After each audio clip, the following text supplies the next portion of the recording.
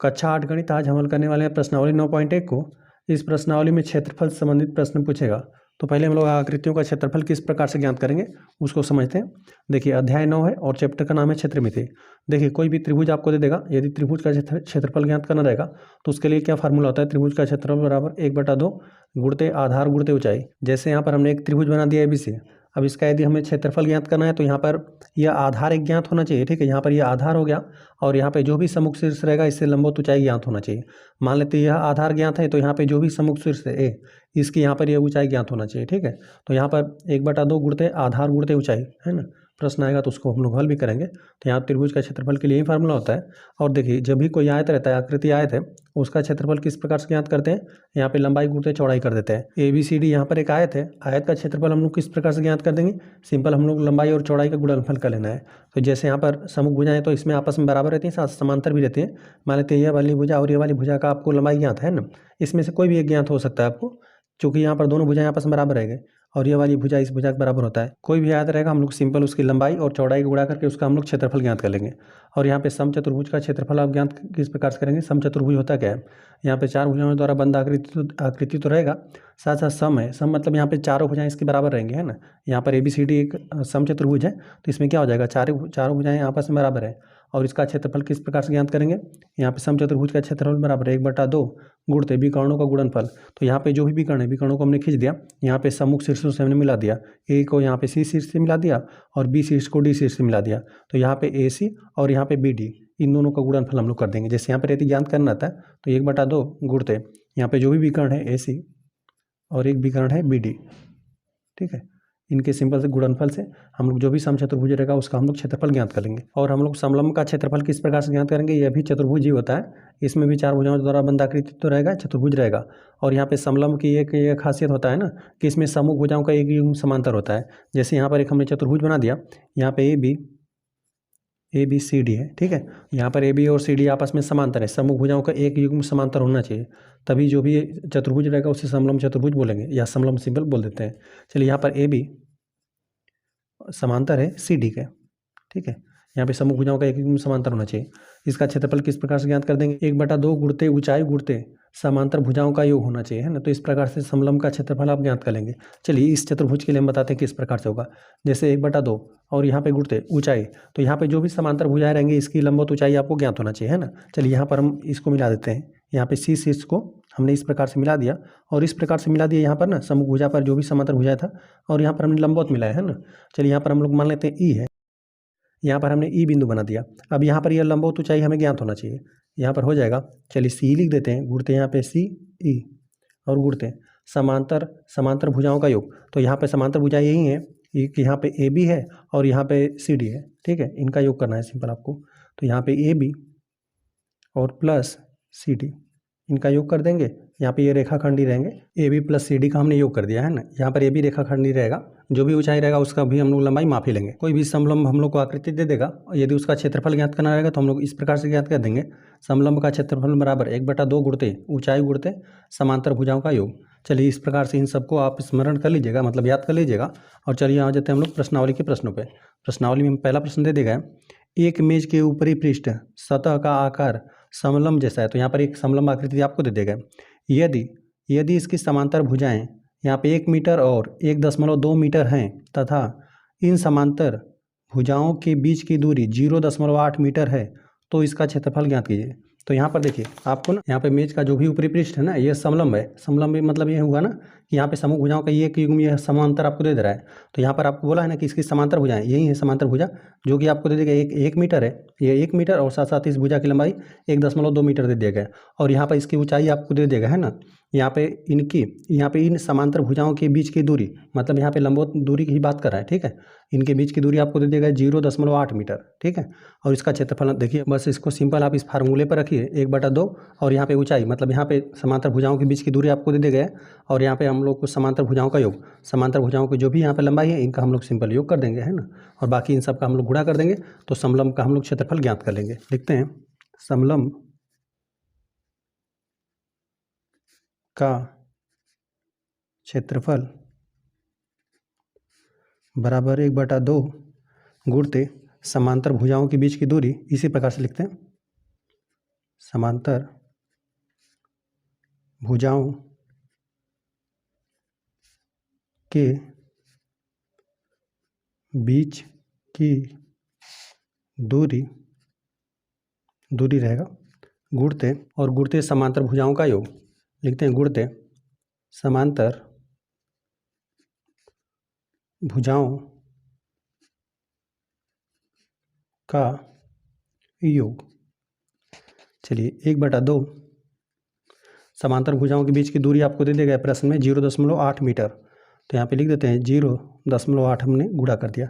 और यहाँ पे समांतर भुजाओं का योग करना है। समांतर भुजाओं की लंबाई आपको दे दिया गया है, एक कोष्टक करके लिखते हैं 1 मीटर है, और प्लस यहाँ पे 1.2 मीटर है। सबका मात्रक सेम होना चाहिए, सभी यहाँ पर मीटर में है। और यहाँ पर क्षेत्रफल है ना, इसकी लंबाई मीटर में है, इसकी भी लंबाई मीटर में है, ठीक है। तो मात्रक आपको मीटर स्क्वायर ही प्राप्त होगा। बाकी इसको हल कर लीजिए सिंपल।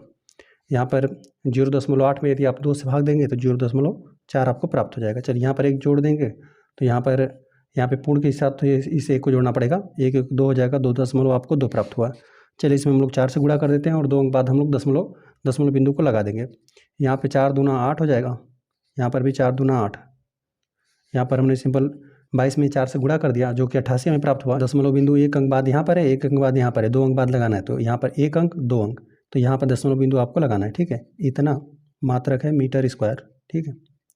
यहाँ पे समलंब का हमने क्षेत्रफल ज्ञात कर दिया, और ये वही समलंब है जिसका यहाँ पर जो मेज था उसका यह ऊपरी पृष्ठ था, ठीक है। अतः हम लोग लिख देते हैं, अतः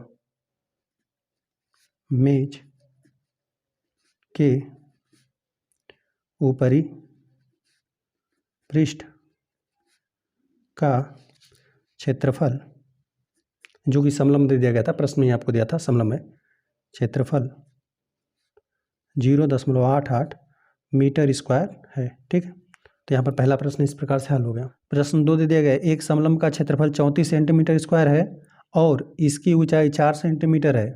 समांतर भुजाओं में से एक यहाँ पे 10 सेंटीमीटर लंबाई है, दूसरी समांतर भुजा की लंबाई ज्ञात कीजिए। तो यहाँ पर देखिए, यदि हम लोग इस फार्मूले के हिसाब से बात करेंगे ना, तो यहाँ पे समलंब का क्षेत्रफल के लिए तो फार्मूला ही हो जाएगा। तो यहाँ पर आपको समलंब का क्षेत्रफल भी दे दिया गया है, ठीक है। समलंब का क्षेत्रफल भी आपको दे दिया गया है, यहाँ पे इसकी ऊंचाई का भी यहाँ पर वैल्यू दे दिया गया है, और साथ साथ यहाँ पे समांतर भुजाओं में से एक की भुजा की लंबाई देखिए, यहाँ से यदि हम लोग बात करें ना, तो यहाँ पे एक भुजा की लंबाई भी आपको दे दिया गया है, यहाँ पर क्षेत्रफल भी दे दिया गया है, और यहाँ पे ऊंचाई भी दे दिया गया है, और एक भुजा की लंबाई भी दे दिया गया है। तो जाहिर सी बात है कि आप दूसरी भुजा की लंबाई ज्ञात कर लेंगे। एक ही मान यहाँ पर अज्ञात है, बस इसका हम लोग गुणा भाग करके पक्षांतर करके हम लोग जो भी एक भुजा अज्ञात है उसका हम लोग मान ज्ञात कर लेंगे। फिलहाल में तो हम लोग चलिए उसको हम लोग यक्स मान लेते हैं ना, मान लेते हैं कि माना दूसरी समांतर भुजा यक्स है, ठीक है। और फिर हम लोग उसके फार्मूले पर प्रतिस्थापित कर देंगे। लिख देते हैं हम लोग, हल करने वाले हैं दूसरे प्रश्न को, लिख देते हैं, माना समलंब की दूसरी समांतर भुजा की लंबाई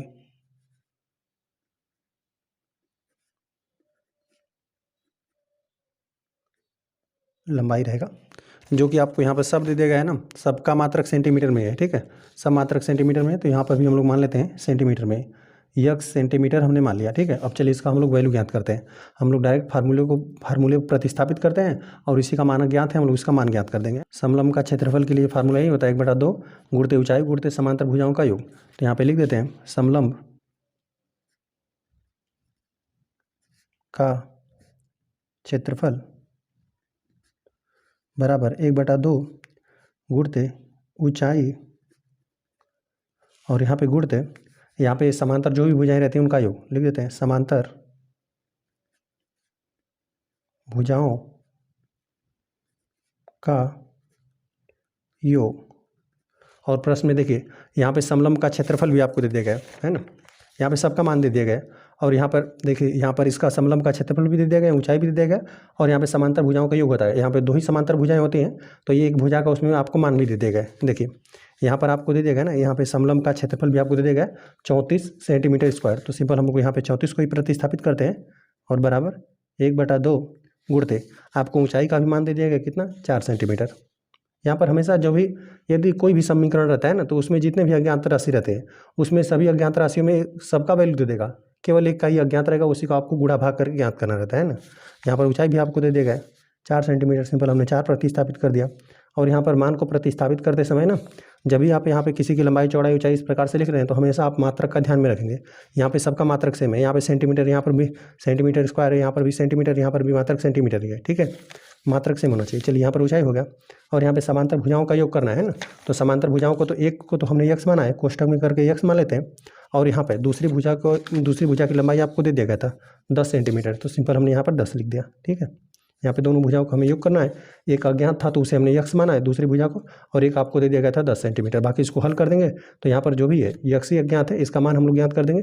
यहाँ पर यक्स का मान हम लोग ज्ञात कर देंगे तो जो भी समलंब है यहाँ पे समांतर भुजाओं में से एक भुजा आपको दे देगा समांतर भुजा की लंबाई, और दूसरी समांतर भुजा की लंबाई हम लोग सिंपल यक्स को यहाँ पे हल करके ज्ञात कर लेंगे। चलिए बस इसको हम लोग पक्षांतर करके हल करते हैं। यहाँ पर यह 34 हो गया बराबर, यहाँ पे अंश में 4 है, यहाँ पे हर में 2 है, 2 दूना 4, 2 बार प्रतिस्थापित हो जाएगा 2, और यहाँ पे कोष्ठक में है यक्स और प्लस 10 है, ठीक है। अब यहाँ पे 2 गुणा में बराबर की तरह हम लोग भागा में भेज देते हैं ना, यहाँ पे गुणे में बराबर की तरह आ जाएगा हर में, तो यहाँ पे 34 बटा आपको 2 प्राप्त हो जाएगा, और बराबर के उधर बचा हुआ यक्स प्लस 10 बचा हुआ है, ठीक है। अब यहाँ पे 34 में 2 से भाग दे देंगे तो 17 प्राप्त हो जाएगा, 17 दूना 34 हो जाएगा, और बराबर इधर यक्स प्लस 10। अब यहाँ पे प्लस 10 है, या करके चलिए इसको हम लोग दाएँ पक्ष और बाएँ पक्ष आपस में बराबर ही है, पहले इसको लिख देते हैं, है ना, यक्स प्लस 10 बराबर हमने 17 लिख दिया। बस जो दाएं पक्ष था उससे हमने बाएं पक्ष कर दिया, जो बाएं पक्ष था उसको हमने दाएं पक्ष कर दिया, दोनों पक्ष आपस में बराबर ही है, क्योंकि हमें यक्स का मान ज्ञात करना था तो हमने यक्स को इस तरफ कर दिया, ठीक है। अब यहाँ पे प्लस है 10 बराबर उधर पक्षांतर कर देंगे, माइनस हो जाएगा 17 ऋण 10 हो गया। जब 17 में से 10 घटा देंगे तो सिंपल यक्स का वैल्यू आपको 7 प्राप्त हो जाएगा, जो कि सेंटीमीटर में ही रहेगा, है ना। तो यहाँ पर लिख देते हैं, अतः यह यक्स है क्या, समलंब चतुर्भुज में जो भी 2 समांतर भुजाएं हैं उसमें से जो एक ज्ञात था एक अज्ञात था, यहाँ पर ये दूसरी अज्ञात भुजा है, लिख देते हैं अतः समलंब जो हमने माना था, अतः समलंब की दूसरी समांतर भुजा की लंबाई 7 सेंटीमीटर है, ठीक है। इस प्रकार से प्रश्न नंबर 2 भी हल हो गया। प्रश्न 3 दे दिए गए, एक समलंब के आकार के खेत ABCD की बाड़ की लंबाई 120 मीटर है, यदि BC बराबर 48 मीटर और CD बराबर 17 मीटर और AD बराबर 40 मीटर है तो इस खेत का क्षेत्रफल ज्ञात कीजिए। यहाँ पे भुजा AB समांतर भुजाओं AD और BC पर लंब है, तो यहाँ पर देखिए, यहाँ पर यही आपको एक समलंब चतुर्भुज दे दिया गया, जो खेत है ना यहाँ पे समलंब है। तो यहाँ पर चलिए, यहाँ पे बाड़ की लंबाई, बाड़ मतलब कोई मान लेते हैं तार लगाना है, ठीक है, इसकी लंबाई 120 मीटर है, मतलब पूरी बाउंड्री की बात कर रहा है। यदि तो यहाँ पर हमें सम्मुख भुजाओं से ही मतलब है ना, इसका हम लोग क्षेत्रफल समलंब आकृति रहता है तो उसका हम लोग क्षेत्रफल किस प्रकार से ज्ञात करेंगे, 1/2 गुणते ऊंचाई और गुणते हो जाएगा समांतर भुजाओं, जो भी रहेगी समांतर भुजाओं का योग हमें करना रहता है। तो यहाँ पर हमें AD की लंबाई चाहिए और यहाँ पे BC की लंबाई चाहिए, तो देखिए यहाँ पर AD देख लेते हैं, AD की लंबाई दिया हुआ कि नहीं, है ना। AD की लंबाई आपको दे देगा, है ना, AD की लंबाई 40 मीटर है, ठीक है। अब BC की लंबाई हमें चाहिए, तो यहाँ पे BC की भी लंबाई आपको दे देगा, है ना, 48 मीटर। इन दोनों का योग करना रहता है, और यहाँ पर लंबवत ऊंचाई भी हमें चाहिए होता है ना, तो यहाँ पर AB दे दिया गया है। AB क्या है, समांतर भुजाओं AD तथा BC पर लंब है ना। तो यहाँ पे AB क्या है, यहाँ पे AD और यहाँ पे BC जो समांतर भुजाएं उन पर लंब है, तो यहाँ पर हमें AD लंबाई की आवश्यकता पड़ेगा, है ना। देखिए इसीलिए यहाँ पर 3 भुजाओं की लंबाई आपको दे देगा, यहाँ पर पूरी बाउंड्री की लंबाई आपको दे देगा, ABCD पूरी बाउंड्री की लंबाई आपको दे देगा 120 मीटर, है ना, पूरी लंबाई आपको 120 मीटर दे देगा। और यहाँ पे 3 भुजाओं की आपको लंबाई दे दिया गया था, यहाँ पे यह भुजा, यहाँ पे BC का लंबाई दे दिया गया, और फिर यहाँ पे CD इसकी लंबाई दे देगा और AD की लंबाई दे देगा। क्योंकि हमें जब क्षेत्रफल ज्ञात करना है समलंब का ना, तो हमें यहाँ पे लंबवत ऊंचाई चाहिए, जो भी समांतर भुजाएं रहती हैं समलंब में उनके यहाँ पे लंबवत ऊंचाई हमें चाहिए होता है ना, तभी हम लोग उसका क्षेत्रफल ज्ञात कर पाएंगे। तो यहाँ पर हम लोग AB का लंबाई पहले हम लोग ज्ञात करते हैं ना, AB का लंबाई ज्ञात कर देंगे, फिर हम लोग इसका डायरेक्ट क्षेत्रफल हम लोग ज्ञात करेंगे, फार्मूले पर रख लिखते हैं समलंब ABCD का परिमाप, परिमाप मतलब पूरी बाउंड्री किस प्रकार से ज्ञात होगा, AB इन चारों भुजाओं को जोड़ना पड़ेगा हम लोग को, है ना, AB और प्लस BC और प्लस यहाँ पे B, यहाँ पे AB BC CD हो गया, और फिर यहाँ पर AD बचा हुआ है, तो यहाँ पर AD को हम नोट करते हैं, यहाँ पर चारों लंबाइयों को हमने लिख दिया, ठीक है। और यहाँ पे समलंब ABCD का परिमाप, यहाँ पे जो बाउंड्री है आपको दे दिया है कितना 120 मीटर है, तो यहाँ पर हम लोगों ने 120 प्रतिस्थापित कर दिया। यहाँ पर AB का मान अज्ञात है, इसी को हम लोग को ज्ञात करना है, तो AB को हम लोगों ने सिंपल इसी प्रकार से नोट कर दिया। प्लस आपको BC का वैल्यू दे देगा 48 मीटर है। ठीक है, यहाँ पे सब मीटर में ही ए बी का भी वैल्यू जो हम लोग ज्ञात करेंगे वो भी मीटर में ही रहेगा। 48 हो गया। सी डी का मान आपको दिया गया है 17 और प्लस, और यहाँ पे ए डी का वैल्यू आपको दिया गया है 40 मीटर। ठीक है, तो यहाँ पर चलिए इन तीनों राशि को हम लोग जोड़ते हैं। 120 बराबर ए बी और प्लस यहाँ पे सबको जोड़ देंगे, इकाई स्थान को जोड़ देंगे, तो यहाँ पे 0 है 7, यहाँ पे 7 और 8 को जोड़ देंगे, 7 दूना 14, 1 15, 15 को 5, एक हासिल बना। यहाँ पे 4 में एक जोड़ देंगे 5, और 5 में 4 जोड़ देंगे, 5 4 9 हो गया, एक हासिल यहाँ पे 10 हो गया। ठीक है, यहाँ पर जोड़ने पर 105 आया। अब यहाँ पर ए बी का चूँकि वैल्यू ज्ञात कर देना है, तो यहाँ पे प्लस में बराबर के इधर हम लोग पक्षांतर कर देते हैं। 120 ऋण यहाँ पे 105 हो जाएगा, बराबर के इधर ए बी। चलिए यहाँ पर अंतर कर देते हैं। 120 में से 105 घटा देंगे तो सिंपल आपको 15 प्राप्त हो जाएगा, बराबर ए बी। ठीक है, बस इसको हम लोग चलिए सीधा करके लिख देते हैं, या इसे हम लोग इस प्रकार से भी लिख सकते हैं। ए बी बराबर यहाँ पे 15, सभी मात्रक यहाँ पे मीटर में था, यह भी आपको मीटर में ही ज्ञात हुआ। चलिए ए बी की लंबाई हमने ज्ञात कर दिया, जो कि क्या हो जाएगा, समलंब के सापेक्ष से बात करें तो यहाँ पे समांतर भुजाओं के बीच की लंबवत दूरी हो जाएगा। ठीक है, लंबवत ऊंचाई हो जाएगा या दूरी कह लीजिए। तो यहाँ पे चलिए हम लोग समलंब का क्षेत्रफल अब हम लोग ज्ञात कर पाएंगे, क्योंकि यहाँ पर आपको ए डी का भी लंबाई ज्ञात है और यहाँ पे बी सी का भी लंबाई ज्ञात है, और साथ साथ यहाँ पे समांतर भुजाओं की लंबवत ऊंचाई भी ज्ञात है ना, ए बी। तो चलिए हम लोग लिख देते हैं, समलंब का क्षेत्रफल, जो कि आपका खेत है, क्षेत्रफल बराबर 1/2 गुणते ऊंचाई गुणते समांतर भुजाओं का योग। चलिए इसको हल करते हैं। 1/2 गुणते ऊंचाई यही है, ऊंचाई यहाँ पर ए बी है, या फिर इस प्रकार से ए बी करके लिखना है तो लिख देते हैं हम एक बार। ए बी है यहाँ पर ऊंचाई, और यहाँ पे समांतर भुजाओं का योग। समांतर भुजा इसमें है कौन से, यहाँ पे बी सी है और ए डी है, लिख देते हैं बी सी और प्लस ए डी। ठीक है, इन्हीं दोनों का योग कर देना है। चलिए यहाँ पर वैल्यू प्रतिस्थापित कर देते हैं। 1/2 ए बी का मान है 15, और यहाँ पे बी सी का मान आपको दे दिया गया 48 मीटर, और ए डी का वैल्यू आपको दे दिया गया 40 मीटर। तो 48 प्लस 40, और जो भी मात्रक आएगा आपका, यहाँ पे समलंब का क्षेत्रफल ज्ञात कर रहे हैं, यहाँ पर यह भी राशि मीटर में है, यह भी राशि मीटर में है, तो आपको मात्रक मिलेगा मीटर स्क्वायर। चलिए 1/2 गुणते 15 हो गया, गुणते यहाँ पर जोड़ते हैं, इकाई स्थान पर आपको 8 मिलेगा, है ना, 4 मतलब 8 में 0 जोड़ देंगे तो 8 ही मिलेगा, और यहाँ पर 4 में 4 जोड़ देंगे तो 8 मिल जाएगा। चलिए यहाँ पर 2 से हम लोग भाग दे लेते हैं, 88 में मात्रक तो मीटर स्क्वायर ही रहेगा, यहाँ पे भाग दे देंगे तो यहाँ पे 44 हो जाएगा। 44 हो गया, ये हो गया, इसमें हमने भाग दे दिया, और गुणते 15 बचा हुआ है, और मात्रक है मीटर स्क्वायर। 15 दूना 30, यहाँ 45 चौका 60, 15 चौका 60 होता है, तो अभी हासिल 6 लगा हुआ है। ठीक है, अब फिर 15 चौका 60 हो जाएगा, और 60 में जब 6 जोड़ देंगे तो 66। ठीक है, 660 मीटर स्क्वायर, यही आपका खेत का क्षेत्रफल आपको ज्ञात हुआ। जो खेत था उसका आकृति किस प्रकार से था, समलंब था, तो इसका हमने क्षेत्रफल ज्ञात कर दिया, 660 मीटर स्क्वायर प्राप्त हुआ। अतः लिख देते हैं खेत जो कि समलंब आकार था, मतलब लिख देते हैं समलंब, इसकी आकृति समलंब प्रकार मतलब समलंब जैसी थी। खेत का क्षेत्रफल 660 मीटर स्क्वायर है। प्रश्न 4 दे दिए गए, एक चतुर्भुज आकार के खेत का विकर्ण 24 मीटर है और शेष सम्मुख शीर्षों से इस विकर्ण पर खींचे गए लंब 8 मीटर एवं 13 मीटर है। खेत का क्षेत्रफल ज्ञात कीजिए। तो यहाँ पे खेत का क्षेत्रफल ज्ञात करना, बाकी आपको आकृति यहाँ दे दिया गया। तो यहाँ पर दे दिया गया है ना कि यहाँ पे एक चतुर्भुज है ना, 4 भुजाओं द्वारा यहाँ पे बंद आकृति है, तो यहाँ पे चतुर्भुज है, यहाँ पर एक विकर्ण को खींच दिया गया है, और यहाँ पर बोला है ना कि और शेष सम्मुख शीर्षों से, और जो भी यहाँ पे सम्मुख शीर्ष है, एक यह बचा हुआ है, एक यह, यहाँ से ना विकर्ण पर खींचे गए लंब, यहाँ पर ना विकर्ण से, यहाँ पे ये विकर्ण है, यहाँ पे शीर्ष से लंब खींच रहा है। ठीक है, यहाँ पे लंब खींचा है तो यहाँ पे 13 मीटर लंब है, और यहाँ पर जो विकर्ण है, और विकर्ण की लंबाई आपको दे दिया गया है, विकर्ण की लंबाई कितना है, 24 मीटर है, और यहाँ पे इस शीर्ष से विकर्ण पर खींच रहा है लंब ना, ये 8 मीटर का है। तो यहाँ पर इस जो यहाँ पर चतुर्भुज बना है ना, इसका हम लोग क्षेत्रफल किस प्रकार से ज्ञात करेंगे। देखिए यहाँ पर हम लोग ना इसको 2 त्रिभुजों में बांट लेते हैं। देखिए हम इस प्रकार से नामकरण कर देते हैं, ए बी सी डी, यहाँ पर एक हो गया ए बी सी डी चतुर्भुज हो गया। अब यहाँ पर हम लोग क्या कर देंगे, देखिए यहाँ पर ये आधार आपको ज्ञात है, यहाँ पर देखिए ये आधार ज्ञात है, साथ साथ ऊंचाई ज्ञात है। तो हमने देखिए यहाँ पर आपको बताया ना कि त्रिभुज का क्षेत्रफल के लिए क्या होता है, 1/2, यहाँ पे आधार गुणते ऊंचाई। ठीक है, यहाँ पर कोई भी आपको आधार ज्ञात होना चाहिए और सम्मुख शीर्ष से यहाँ पर ऊंचाई ज्ञात होना चाहिए।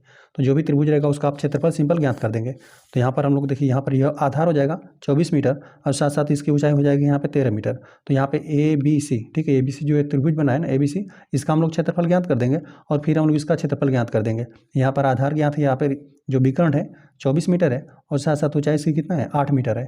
तो यहाँ पर हो जाएगा ACD। यहाँ पर यह त्रिभुज की हम लोग इस त्रिभुज का क्षेत्रफल ज्ञात कर लेंगे और सिंपल दोनों का क्षेत्रफल जोड़ देंगे तो हम लोग को ABCD जो यहाँ पे चतुर्भुज बन रहा है ना, इसका हम लोग क्षेत्रफल ज्ञात कर पाएंगे। ठीक है, चलिए यहाँ पर इस आकृति को हमने यहाँ पर बना दिया और यहाँ पर नामकरण कर देते हैं ABCD ही नामकरण कर देते हैं ABCD।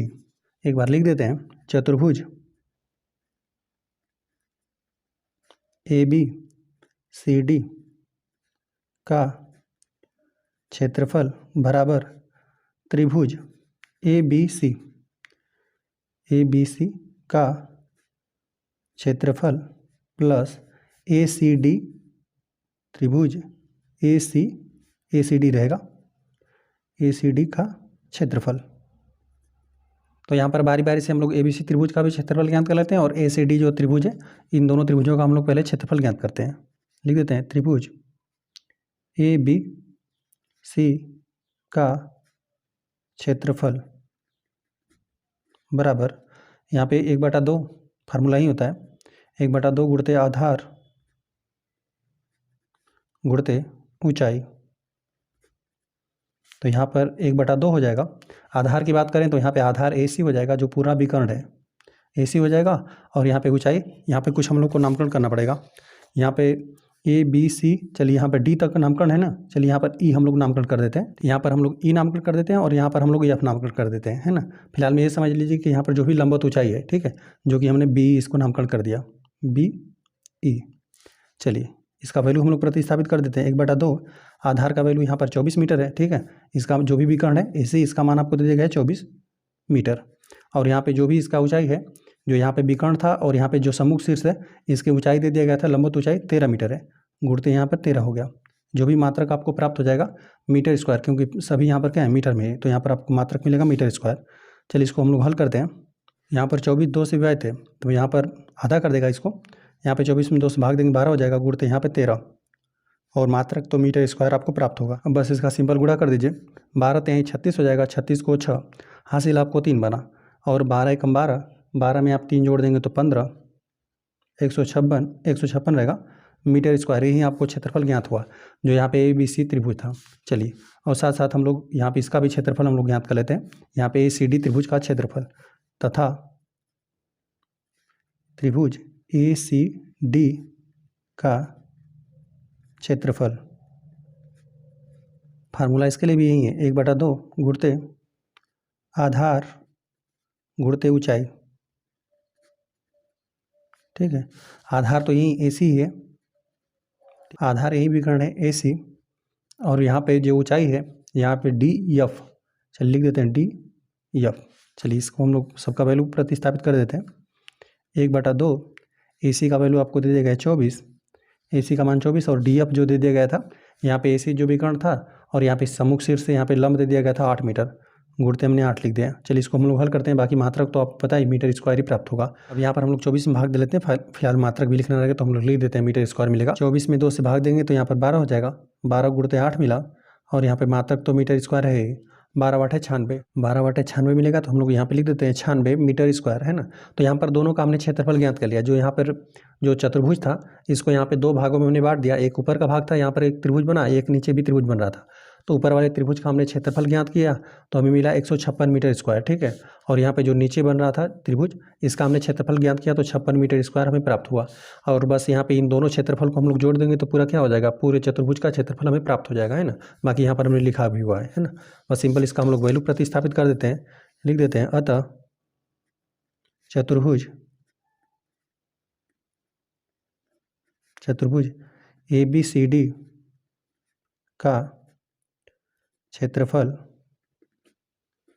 यहाँ पे ABC त्रिभुज का पहले क्षेत्रफल लिखते हैं जो कि दे दिया गया हमने प्राप्त किया 156 मीटर स्क्वायर और प्लस, और यहाँ पे त्रिभुज जो ACD का क्षेत्रफल था जो कि हमने प्राप्त किया 96 मीटर स्क्वायर। यहाँ पे सिंपल हम लोग जोड़ते हैं, 6 में 6 जोड़ देंगे तो 12 मिल जाएगा, हासिल 1 बना। यहाँ पे 6 में यहाँ पर 5 जोड़ देंगे तो 14 हो जाएगा, 14 1 हासिल 15, 15 को 5 फिर 1 हासिल बना, यहाँ पर इसमें जोड़ेगा, ठीक है, जो कि हो जाएगा 252 और मात्रक मिला आपको मीटर स्क्वायर। तो यहाँ पर नीचे चलिए यहाँ पर हम लोग पहले तब करके लिख देते हैं, मतलब इसका वैल्यू हमने चतुर्भुज का वैल्यू ज्ञात कर दिया जो चतुर्भुज ABCD था। और यहाँ पर हम लोग को खेद का ज्ञात करना था, हम लोग लिख देते हैं अतः खेत का क्षेत्रफल जो कि यहाँ पर चतुर्भुज के आकार का था, अतः खेत का क्षेत्रफल यही है 252 मीटर स्क्वायर है। ठीक है, इस प्रकार से प्रश्न नंबर 4 भी हल हो गया। प्रश्न 5 दे दिए गए, किसी समचतुर्भुज के विकर्ण 7.5 सेंटीमीटर एवं 12 सेंटीमीटर हैं, इसका क्षेत्रफल ज्ञात कीजिए। चलिए हम लिख देते हैं, हल करने वाले हम लोग 5वें प्रश्न को। और देखिए यहाँ पे समचतुर्भुज का यहाँ पे क्षेत्रफल किस प्रकार से ज्ञात किस प्रकार से होता है, इसको हमने पहले ही बताया। समचतुर्भुज का क्षेत्रफल बराबर होता है 1/2 गुणित विकर्णों का गुणनफल 1/2। और यहाँ पे जो भी आपको यहाँ पे दे दिया गया ना, दोनों विकर्णों का ही वैल्यू दे दिया गया है, तो 1/2 करते हैं यहाँ पर, दोनों विकर्णों का गुणनफल कर देते हैं और सिंपल हम लोग इसका क्षेत्रफल ज्ञात कर पाएंगे। लिख देते हैं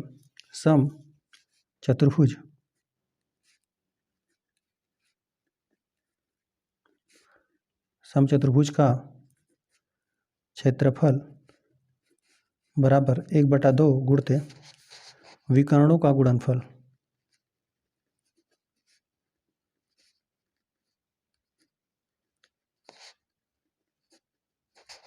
तो यहाँ पर 1/2 हो जाएगा। विकर्णों की लंबाई आपको दे दिया गया है 7.5 सेंटीमीटर है और यहाँ पर भी है 12। यहाँ पे मात्रक हो जाएगा सेंटीमीटर स्क्वायर। सिंपल हम लोग इनका आपस में गुणा कर देते हैं। यहाँ पर 12 जो है 2 से विभाजित है, 2 छक्का 12 हो जाएगा। ठीक है, लिख देते हैं 7.5 और गुणते यहाँ पे 6। यहाँ पर हमने 12 में 6 से भाग दे दिया, यह अंश में राशि था, यह हर में था, भाग दे दिया हमने। चलिए, और मात्रक तो सेंटीमीटर स्क्वायर है ही। चलिए यहाँ पर 6 से गुणा कर देते हैं, 6 5 30 को 0, हासिल आपको 3 बना, 6 5 30 और 6 7 42 और 42 में 3 जोड़ देंगे तो आपको 45 प्राप्त हो जाएगा। ठीक है, 42 3 45, गुणा करने के बाद 450 प्राप्त हुआ और दशमलव बिंदु एक अंक बाद है, तो यहाँ पर भी एक अंक बाद लगा दीजिए और यहाँ पर सेंटीमीटर स्क्वायर आपको ही मिला, 45 सेंटीमीटर स्क्वायर आपको प्राप्त हो रहा है। अतः लिख देते हैं, अतः सम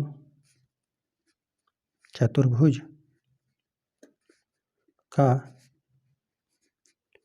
क्षेत्रफल, यहाँ पर चलिए दशमलव बिंदु को हटा देते हैं, सिंपल 45 लिख देते हैं, 45 सेंटीमीटर स्क्वायर है। ठीक है, इस प्रकार से यहाँ पे समचतुर्भुज का क्षेत्रफल हमने ज्ञात कर दिया। प्रश्न 6 दे दिए गए, एक समचतुर्भुज का क्षेत्रफल ज्ञात कीजिए जिसकी भुजा 6 सेंटीमीटर है।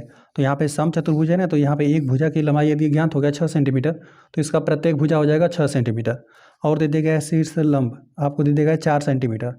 मतलब कोई भी भुजा से यहाँ पे सम्मुख भुजा पे मतलब यदि लंबवत खींचा जा रहा है ना, रेखाखंड यदि खींचे तो वह 4 सेंटीमीटर का है ना।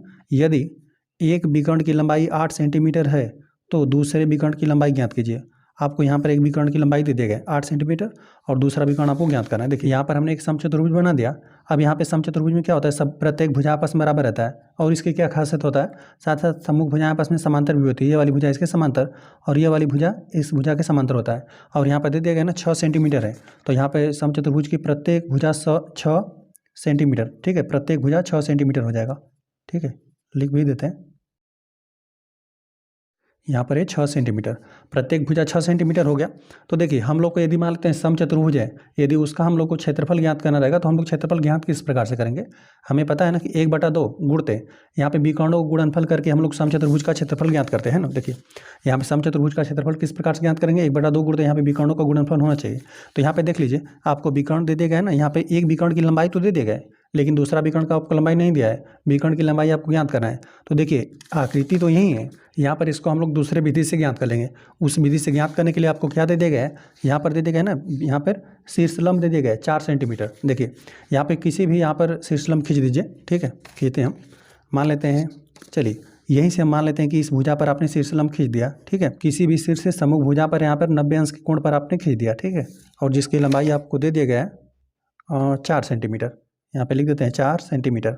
अब देखिए एक समलंब बनाकर हम लोग इस आकृति का क्षेत्रफल ज्ञात कर लेंगे। किस प्रकार से, समलंब के लिए क्या क्या क्या हमें ज्ञात होना चाहिए, यहाँ पर समांतर, देखिए यहाँ पर जो भी समचतुर्भुज रहता है वो समांतर तो रहता ही है ना। यहाँ पर यह वाली भुजा इस वाली भुजा के समांतर है और साथ साथ यहाँ पर लंबवत ऊंचाई हमने ज्ञात कर लिया। तो यहाँ पर हमें पता है कि कोई भी समलंब आकृति रहता है उसका क्षेत्रफल किस प्रकार से हम लोग ज्ञात करते हैं, 1/2 गुणते ऊंचाई ज्ञात होना चाहिए और जो भी समांतर भुजाएं उनकी हमें लंबाई ज्ञात होनी चाहिए। तो यहाँ पर यह भी लंबाई 6 सेंटीमीटर, यह भी लंबाई 6 सेंटीमीटर है। तो यहाँ पे समलंब का हम लोग क्षेत्रफल ज्ञात कर देंगे।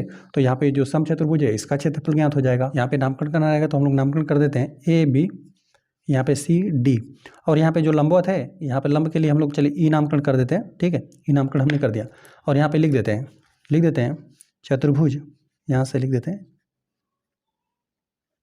चतुर्भुज ए बी सी डी एक सम चतुर्भुज है, चतुर्भुज रहेगा, सम चतुर्भुज है। सम चतुर्भुज है तो इसमें क्या हो जाएगा, प्रत्येक भुजा आपस में बराबर है, ए बी बराबर बी सी बराबर सी डी बराबर ए डी, जिसकी आपको लंबाई दे दिया गया है 6 सेंटीमीटर। प्रत्येक भुजा आपस में बराबर है और यहाँ पर हमने लिख भी दिया कितना है, 6 सेंटीमीटर है। अब जब यहाँ पर जब एक सम चतुर्भुज है तो सम्मुख भुजाएं आपस में समांतर भी रहेंगी, ए बी, यहाँ पे चलिए तथा करके लिख देते हैं, तथा यहाँ पे ए बी, और ए बी समांतर है सी डी के, समांतर है सी डी के, और कामा, और ए डी समांतर है यहाँ पे बी सी के। ये सब हमने सम चतुर्भुज के गुण से लिख दिया, लेकिन हम लोग अभी इसका हम लोग क्षेत्रफल नहीं ज्ञात कर सकते। यदि सम चतुर्भुज का हम लोग को क्षेत्रफल ज्ञात करना रहेगा तो उसके लिए हमें विकर्ण की जानकारी होनी चाहिए, दोनों विकर्ण को। लेकिन यहाँ पर हम देखें, यहाँ पर सम चतुर्भुज का क्षेत्रफल बराबर 1/2 गुणित विकर्णों का गुणनफल होना चाहिए। तो यहाँ पे दोनों विकर्णों का लंबाई हमें ज्ञात होना चाहिए। तो यहाँ पर मान लेते हैं कोई एक की लंबाई आपको दे दिया गया है, ठीक है, जिसकी लंबाई आपको 8 सेंटीमीटर दे दिया गया है। तो एक विकर्ण की लंबाई से हम लोग इसका क्षेत्रफल नहीं ज्ञात कर सकते, हमें दोनों चाहिए। लेकिन हमें इतना पता है कि हम लोग यदि इसको समलंब बनाकर हल कर देना, क्योंकि यहाँ पर लंबवत एक ऊंचाई दे दिया गया है और सम्मुख भुजाएं आपस में समांतर है, तो इसका हम लोग क्षेत्रफल ज्ञात कर देंगे। और फिर जब इसका हम लोग क्षेत्रफल ज्ञात कर देंगे और बराबर करके हम लोग हल कर देंगे ना विकर्ण वाले फार्मूले से, देखिए यहाँ पे इस विकर्ण वाले फार्मूले पर रख देंगे, तब हम लोग दूसरा विकर्ण हम लोग को प्राप्त हो जाएगा, ठीक है, क्योंकि यहाँ पर दूसरे विकर्ण की लंबाई भी आपको ज्ञात करना है ना। तो चलिए हम लोग पहले यहाँ पर इसको हम लोग ज्ञात करते हैं ना, लिख देते हैं समलंब चतुर्भुज।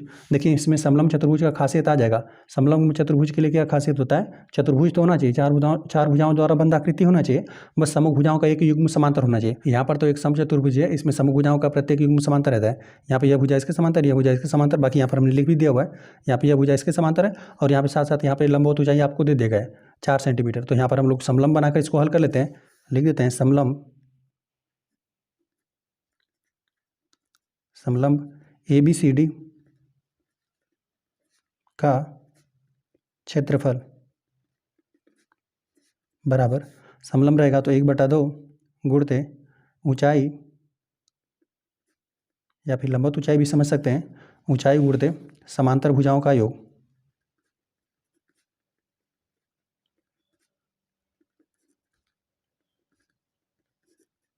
समांतर भुजाओं का योग 1/2 गुणते ऊंचाई आपको यहाँ पर दे देगा, लंबवत ऊंचाई यही है, या फिर एक बार लिखना रहेगा तो हम लोग लिख देते हैं यहाँ पे सी हमने लिख दिया, जिस प्रकार से हमने आकृति में बनाया हुआ है। और यहाँ पे प्लस समांतर भुजाओं का योग कर दीजिए, यहाँ पे प्रत्येक भुजा आपस में बराबर है, यहाँ पे लिख देते हैं, चलिए ए डी करके लिख देते हैं, ए डी और प्लस यहाँ पे बी सी, यहाँ पे कोष्टक बंद, और सब सेंटीमीटर में, मात्रा भी आपको सेंटीमीटर स्क्वायर प्राप्त हो जाएगा। चलिए 1/2 गुणते यहाँ पे सी जो यहाँ पर लंब है, यहाँ पर शीर्ष से यहाँ पे सम्मुख भुजा पर लंब आपको दे देगा कितना, 4 सेंटीमीटर का आपको दे देगा है प्रश्न में, यहाँ पे 4 है, और एडी का लंबाई आपको दे देगा है सब 6 सेंटीमीटर है, तो यहाँ पे 6 + 6 हमने लिख दिया सेंटीमीटर स्क्वायर। और चलिए यहाँ पर 4 जो है यह 2 से पूरी तरह से विभाजित है, यहाँ पे 2 दूना 4, 2 हो जाएगा गुणते 6 में 6 जोड़ देंगे 12 हो जाएगा सेंटीमीटर स्क्वायर, और बराबर 12 दूना 24 सेंटीमीटर स्क्वायर, ठीक है। यहाँ पर जो भी चतुर्भुज है, इस चतुर्भुज का हमने क्षेत्रफल ज्ञात कर दिया जो कि आपको 24 सेंटीमीटर स्क्वायर प्राप्त हुआ। तो यहाँ पे समलंब इसको बनाकर हमने हल कर दिया। अब यहाँ पे ये जो समलंब है ये तो पहले से ही क्या है, एक समचतुर्भुज है, तो यहाँ पे समचतुर्भुज का क्षेत्रफल भी यही हो जाएगा, है ना, जो कि 24 सेंटीमीटर स्क्वायर हो जाएगा। आगे हम लोग लिख देते हैं, चूँकि ए बी सी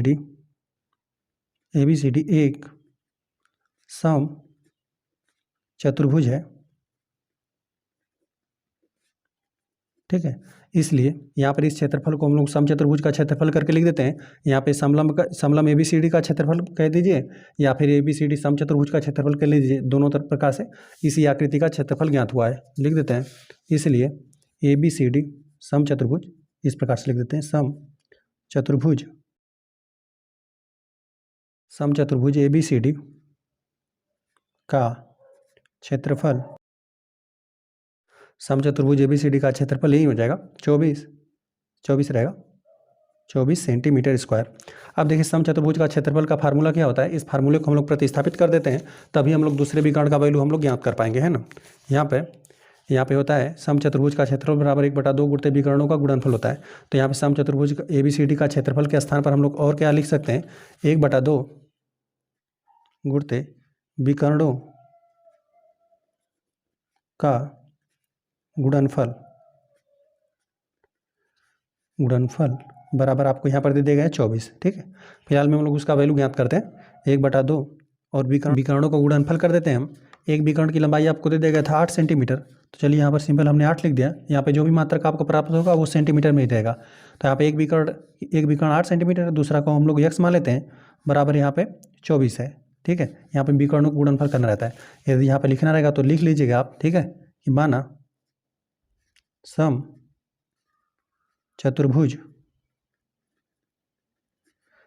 चतुर्भुज का दूसरा विकर्ण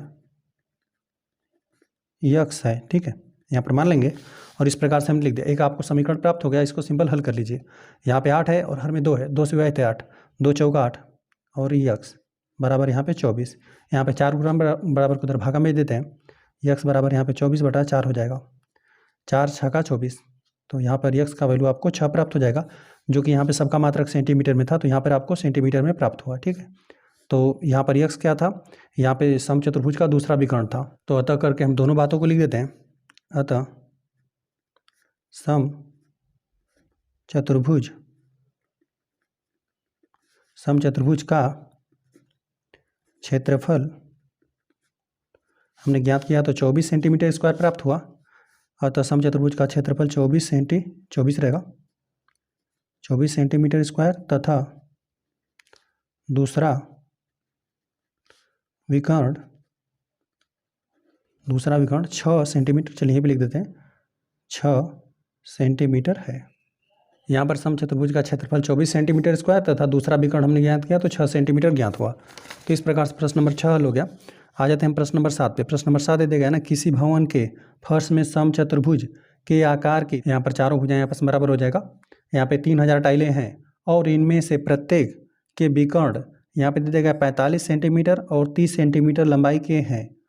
4 रुपये प्रति वर्ग मीटर की दर से इस फर्श को पालिश कराने का व्यय ज्ञात कीजिए। तो इस भवन के फर्श पर 3000 टाइलों का प्रयोग हो रहा है और यहाँ पे दे देगा प्रत्येक का विकर्ण। यहाँ पे विकर्ण को आप ध्यान से देखेंगे ना, ध्यानपूर्वक, कि ये किस प्रकार का है। यहाँ पर देखिए सेंटीमीटर करके दिया गया है, यहाँ पर भी मात्रक सेंटीमीटर है, लेकिन आपको जो पूछा हुआ है वो यहाँ पर पूछा हुआ है 4 रुपये प्रति वर्ग मीटर। यहाँ पे देख लीजिए मीटर में आपको दे देगा, है ना।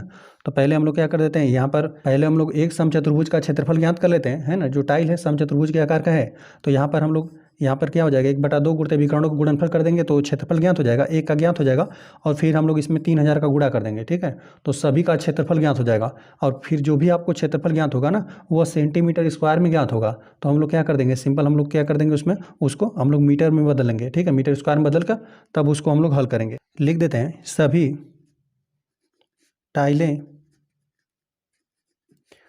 यहाँ पे समचतुर्भुज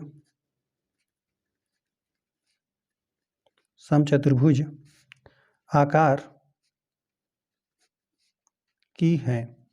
ठीक है, तब इसका हम लोग क्षेत्रफल ज्ञात कर देते हैं और एक का हम लोग पहले ज्ञात करते हैं, प्रत्येक का ज्ञात करते हैं और फिर यहाँ पर 3000 में हम लोग गुणा करके सबका यहाँ पर क्षेत्रफल हम लोग ज्ञात कर देंगे। सभी टाइलें समचतुर्भुज आकार की हैं, तब लिख देते हैं एक टाइल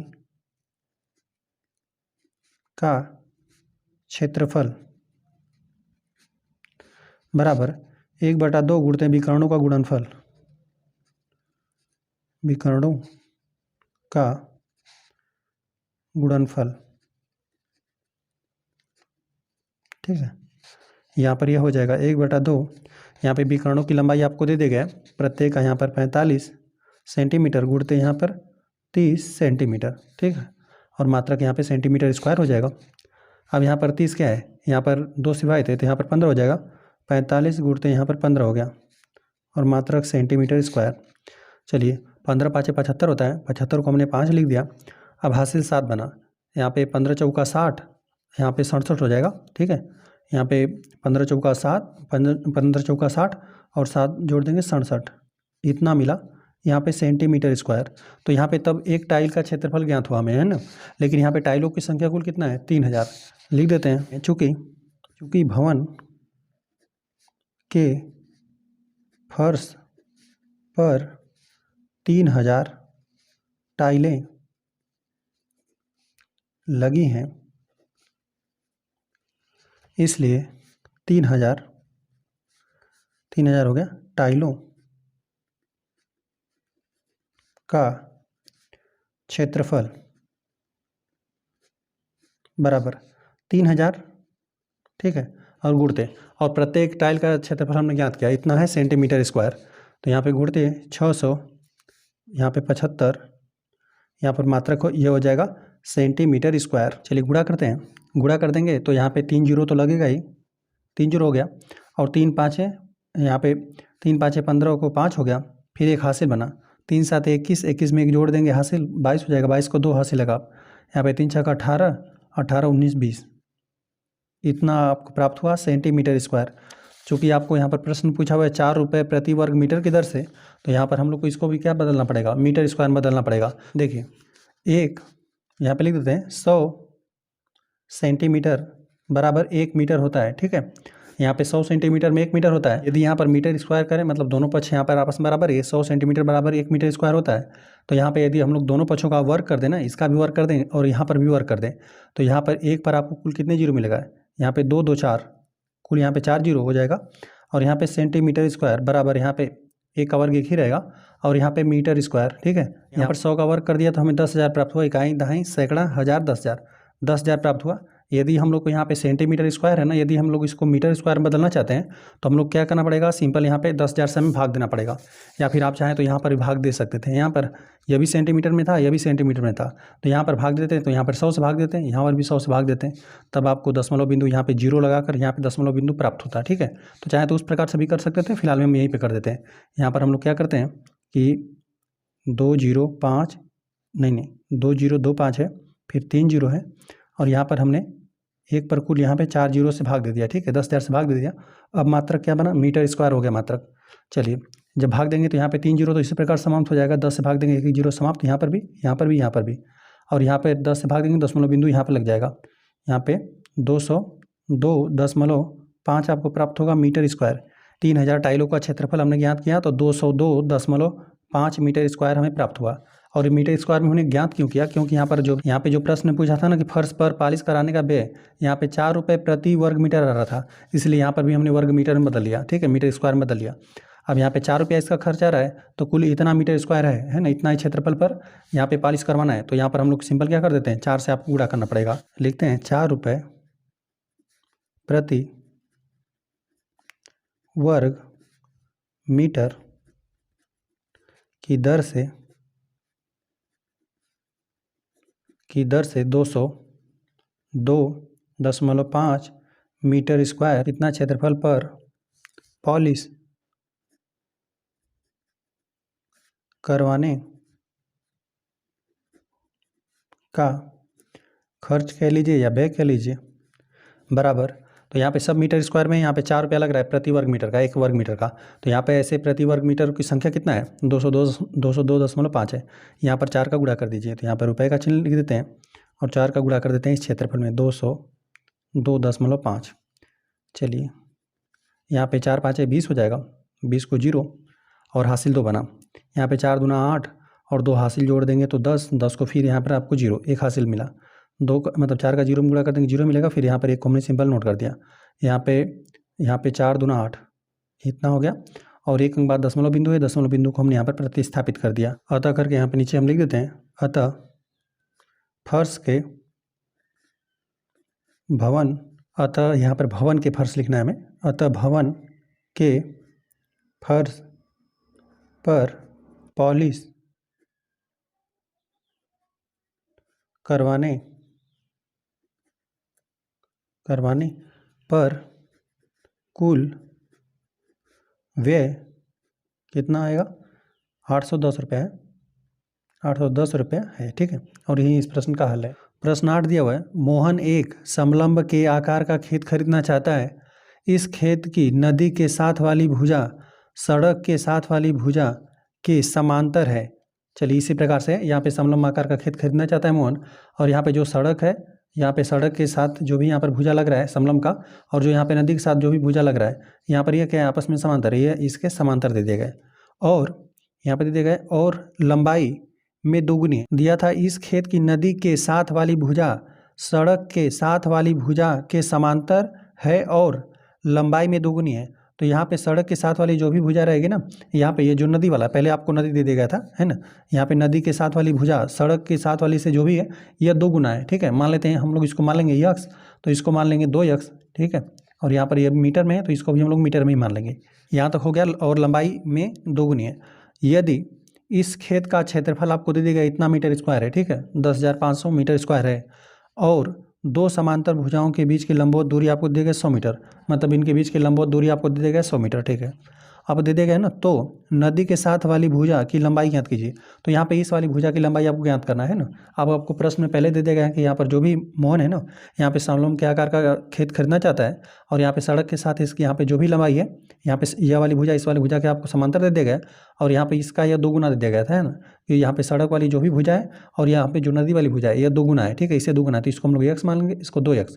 और यहाँ पर जो भी समांतर चतुर्भुज का क्षेत्रफल का हम लोग फार्मूला लगा देते हैं, और इसका वैल्यू आपको दे दिया गया है। ठीक है, साथ साथ यहाँ पे लंबवत ऊंचाई या लंबवत दूरी समझ लीजिए। यहाँ पे समांतर भुजाओं की लंबवत दूरी आपको दे दिया गया 100 मीटर। तो यहाँ पर हम लोग सिंपल क्या कर देंगे, इन दोनों का हम लोग को योग करना रहता है, तो हम लोग सिंपल एक्स का वैल्यू ज्ञात कर लेंगे, है ना, और एक्स का मान ज्ञात कर देंगे, फिर उसका हम लोग 2 गुना कर देंगे। तो यहाँ पर जो भी यहाँ पे समलंब है और यहाँ पे नदी की साइड वाला भुजा हम लोग ज्ञात कर लेंगे।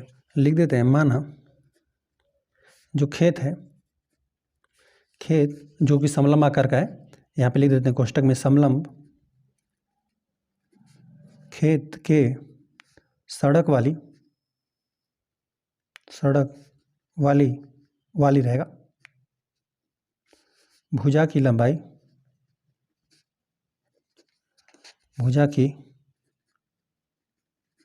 लंबाई x मीटर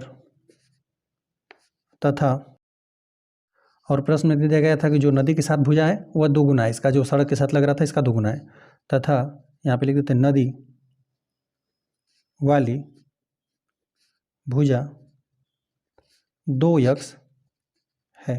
ठीक है, अब हम लोग यहाँ पे इसका फार्मूला लगा देते हैं समलंब चतुर्भुज का क्षेत्रफल का। लिख देते हैं समलंब का क्षेत्रफल बराबर होता है 1/2 गुणते ऊंचाई गुणते समांतर भुजाओं का योग, समांतर भुजाओं का योग। चलिए यहाँ पर हम लोग सबका वैल्यू प्रतिस्थापित कर देते हैं। यहाँ पर ये भी मीटर में ही है, तो यहाँ पे समलंब का क्षेत्रफल जो खेत के बारे में दे दिया गया था, इसका क्षेत्रफल यहाँ पर दे दिया गया था 10,500। लिख देते हैं 10,500, यहाँ पे मीटर स्क्वायर है। सभी यहाँ पर मात्रक आपको जो भी अज्ञात राशि रहेगा ना, यहाँ पर जो यहाँ पर यक्स है, यक्स का भी मान आपको मीटर में ही ज्ञात होगा। 1/2 गुणते ऊंचाई आपको दे देगा था 100 मीटर, तो यहाँ पर हमने 100 रख दिया, और गुणते समांतर भुजाओं का योग हम लोग कर देते हैं। तो यहाँ पे समांतर भुजाओं एक हमने x माना हुआ है और एक हमने 2x माना है। ठीक है, यहाँ पे लिख देते हैं x + 2x, है ना। यहाँ पर मीटर स्क्वायर को हम लोग घटा देते हैं, 10,500, 100 में यहाँ पे 2 से भाग देंगे तो यहाँ पर 50 आपको प्राप्त हो जाएगा, 100 में 2 से भाग देंगे 50 हो जाएगा, और x + 2x जोड़ देंगे तो आपको 3x प्राप्त हो जाएगा। चलिए, अब यहाँ पे जो गुणा में बराबर को धर्म हम लोग पक्षांतर कर देते हैं, भागा में आ जाएगा, है ना, या फिर चाहे तो एक बार आप गुणा भी कर सकते हैं। यहाँ पे 10,500 है, और चलिए यहाँ पर हम लोग यहाँ पर एक गुणा में है, संख्याओं को बराबर की तरह पक्षांतर करते हैं। ये x का चूँकि हमें मान ज्ञात कर देना है, तो यहाँ पर 50 हो जाएगा और गुणते 3 हो गया। चलिए, और बराबर की तरह सिर्फ ही x बचा हुआ है, चाहे तो आप गुणा करके भी भाग दे सकते हैं। चलिए यहाँ पर हम लोग नोट कर देते हैं, यहाँ पे 10,500, यहाँ पे 5 × 15 हो जाएगा, 150 आपको प्राप्त हो जाएगा, और बराबर किधर x है, 10 से अंश और प्रभावित करेंगे, एक जीरो समाप्त हो जाएगा। 15 × 7 105 होता है ना, तो यहाँ पे 105 पूरा विभाजित हो जाएगा 70 बार में, है ना, क्योंकि यहाँ पर जीरो भी है। 15 × 7 105, तो यहाँ पर आपको 70 प्राप्त हो जाएगा, बराबर x। या करके लिख देते हैं, सीधा करके हम लोग लिख देते हैं x को पहले, बराबर यहाँ पे 70, जो कि है मात्रक मीटर में, है ना। तो x का वैल्यू आपको जो यहाँ पे जो सड़क के साथ लग रहा था ना, जो समलंब है, यहाँ पे जो खेत है, यहाँ पे जो सड़क के साथ लग रहा है, यहाँ पर आपको 70 मीटर ज्ञात हुआ, तो इसका तो यह 2 गुना है। यह नदी वाला आपको ज्ञात करना है ना, यहाँ पे नदी के साथ वाली भुजा की लंबाई आपको ज्ञात करना है, जो कि यहाँ पे इसका 2 गुना था। तो यहाँ पर यह 70 मीटर, तो यहाँ पे नदी के साथ वाली भुजा की लंबाई कितना हो जाएगा, यहाँ पे 7 × 2 = 14, 140 मीटर हो जाएगा। यहाँ पर ये हमने ज्ञात किया सड़क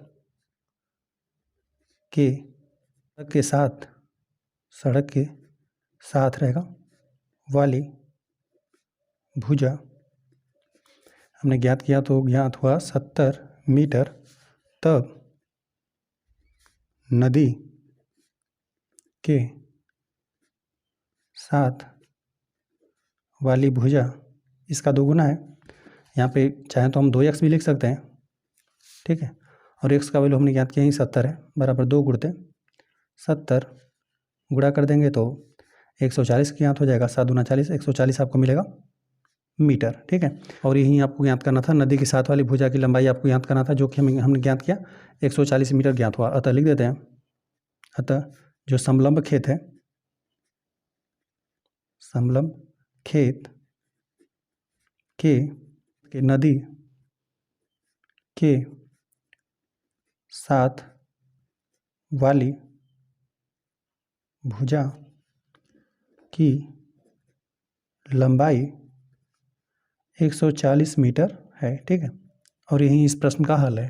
प्रश्न 9 दे दिया गया, एक ऊपर उठे हुए चबूतरे का ऊपरी पृष्ठ अष्टभुज के आकार का है, जैसा कि आकृति में दर्शाया गया है। अष्टभुजी पृष्ठ का क्षेत्रफल ज्ञात कीजिए।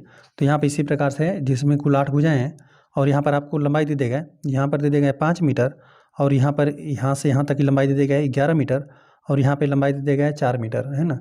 और इसका आपको क्षेत्रफल ज्ञात करना है ना।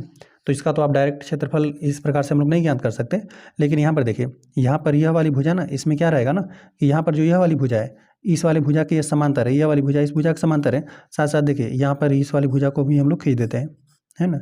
इस भुजा को हमने मिला दिया।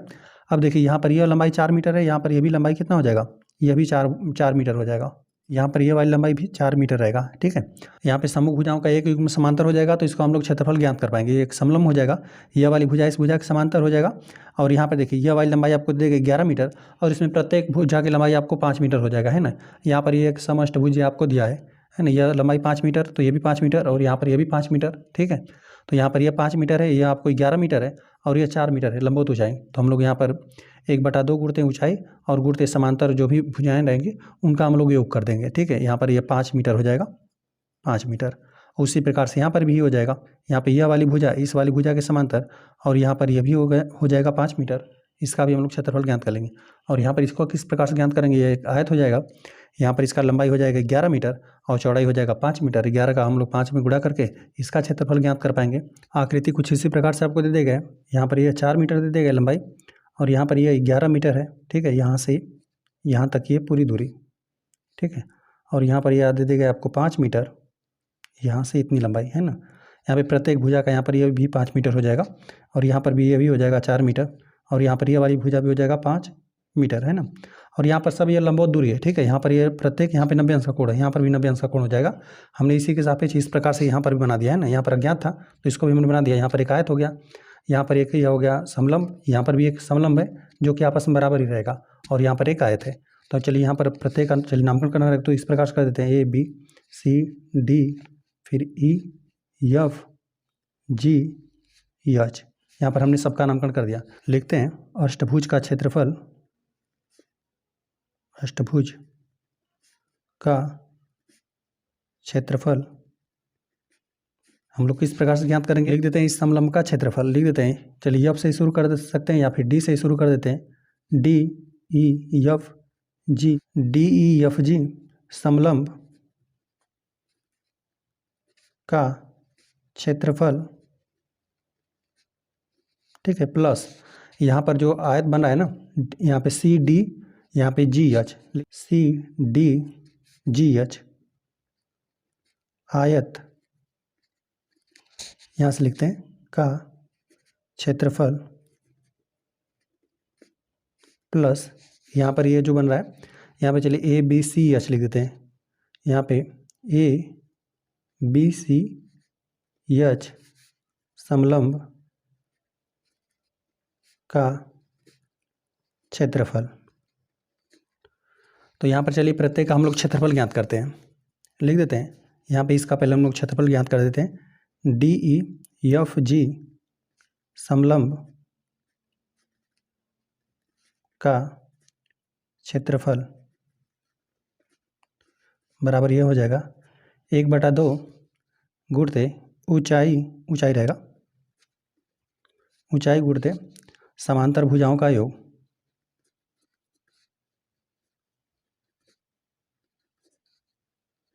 समांतर भुजाओं का योग हो गया। 1/2 को इस प्रकार से हम लिख दिया। ऊंचाई यहाँ पर कितना है, यहाँ पे 4 मीटर है, ठीक है, यही ऊंचाई है, यहाँ पर 4 हम लिख दिया, यहाँ सब मात्रक मीटर में। और समांतर भुजाओं का योग कीजिए तो यहाँ पर ये कितना है, देखिए यहाँ पर इसी को हमने देखकर बताया। यहाँ पे एक भुजा 5 मीटर हो गया ना, तो प्रत्येक भुजा यहाँ पर 5 मीटर हो गया, ठीक है। यहाँ पर यह 5 मीटर है, यह 5 मीटर है, तभी ज्ञात रहेगा, तभी हम लोग इसको ज्ञात कर पाएंगे, है ना। यदि मान लेते हैं ये समांतर नहीं रहता तो हम लोग को मान अज्ञात रहेगा तो हम लोग ज्ञात ही नहीं कर पाएंगे, ठीक है। और यहाँ पर यह हो गया, यह 5 मीटर हो गया, और यहाँ पर यह वाली भुजा क्या है, इसके समांतर ही है, ठीक है, तभी हम लोग इसको ज्ञात कर पा रहे हैं। चलिए यहाँ पर हम लोग ये हो गया, और समांतर भुजाओं का योग करते हैं। यह 5 मीटर है, एक है 5 मीटर प्लस, और यहाँ पर जो आपको दे दिया गया था यह कितना है, 11 मीटर प्लस यहाँ पे 11, और मात्रक आपको यह भी मीटर में, यह भी मीटर में है ना, इन दोनों का योगफल मीटर में है, तो यहाँ पे क्षेत्रफल मीटर स्क्वायर में ही आपको ज्ञात होगा। चलिए यहाँ पर 4 जो है 2 सिवाय थे, 2 दूना 4, 2 हो जाएगा, और यहाँ पे 11 में जब आप 6 जोड़ देंगे ना तो आपको 16 प्राप्त हो जाएगा, और मीटर स्क्वायर, और 16 दूना 32 आपको प्राप्त हुआ, 32 मीटर स्क्वायर यहाँ पर क्षेत्रफल आपको प्राप्त हुआ। चलिए इसका हमने ज्ञात कर दिया। अब यहाँ पर जो आयत है CD, यहाँ पे GH, इसका हम लोग क्षेत्रफल ज्ञात कर देते हैं, लिख देते हैं CDGH आयत, आयत का क्षेत्रफल। आयत का क्षेत्रफल यहाँ पर हो जाएगा लंबाई गुणित चौड़ाई। लंबाई यहाँ पर है 11 मीटर, ठीक है, और चौड़ाई यहाँ पर कितना है, 5 मीटर, ठीक है। मात्रक होगा मीटर स्क्वायर, 11 5 है 55 मीटर स्क्वायर। तो यहाँ पर इसका हमने क्षेत्रफल ज्ञात कर दिया। अब देखिए जो यहाँ पर समलंब का क्षेत्रफल है वहीं सेम यहाँ पर होगा, ठीक है। यहाँ पर यह भी अज्ञात था, इसको हमने इसी को देखकर बताया कि यहाँ पर भी लंबवत ऊंचाई कितना होगा, 4 मीटर होगा, और यहाँ पर यह भुजा 5 मीटर, तो यह भी भुजा 5 मीटर, यह वाली भुजा भी 5 मीटर। यहाँ पर इन दोनों समलंब का क्षेत्रफल सेम ही रहेगा, है ना। तो यहाँ पर हम लोग लिख देते हैं, यहाँ पर इसका भी ज्ञात करें कितना आपको प्राप्त होगा, 32 मीटर स्क्वायर ही प्राप्त होगा, है ना। या फिर चाहे तो एक बार हम लोग इसके बराबर करके लिख सकते हैं ना। यहाँ पे इन दोनों का क्षेत्रफल आपस में बराबर ही है, लिख देते हैं, जो कि है यहाँ पर अब हमें ज्ञात करना है ABCH, ठीक है, इसे ज्ञात कर देना है ABCH, लिख देते हैं ABCH समलंब, समलंब रहेगा का क्षेत्रफल, ये इसके क्षेत्रफल के बराबर ही है, लिख देते हैं DEFG समलंब